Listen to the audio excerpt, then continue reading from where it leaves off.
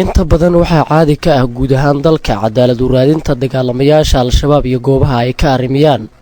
si gaar ah gobolada dhexe ee bartamaha Soomaaliya ayaa looga dacwo tagaa goobo aad uga fog halka ay ku taalo maxkamadda dagaalamayaasha al-shabaab.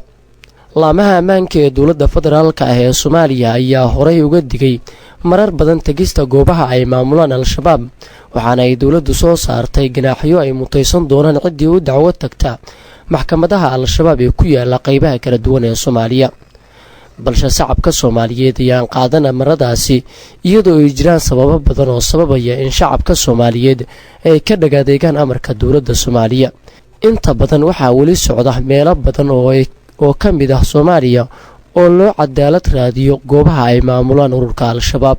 magaalada Cadaado ee gobolka Galgaduud ee bartamaha Soomaaliya waxaa maanta lagu xiray dad u dacwo tagay dagaalamayaasha al-shabaab goobaha ay ka maamulaan gobolada Galgaduud iyo Mudug ee bartamaha Soomaaliya.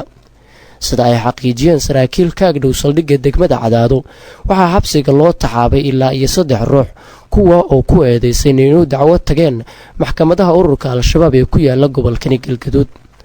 maalmo ka hor ayaa dadkan la xiray waxaa sida la xaqiijiyay u dacwo tageen deegaanka Qaayib oo ay dhowaan maxkamad ka furteen dagaalamayaasha al-shabaab, waxaana ay sidoo ay noo xaqiijiyeen xubno ka agdhow laamaha ammaanka ee degmada Cadaado.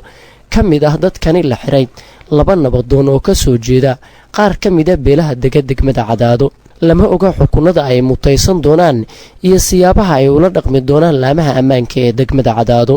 xubno ehel u ah oo inala soo xiriiray ayaa inoo xaqiijiyay in dadkaasi haatan ay ku xiran yihiin saldhigga degmada Cadaado.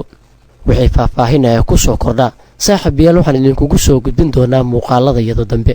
haddii aad ku cusub tahay channelkan si aad u heshid warar iyo warbixino caalami ah heerkooduna sarreeyo lana hubiyey, fadlan saar subscribe fura gambaleelka si ay waqti kasta kuu soo gaaraan.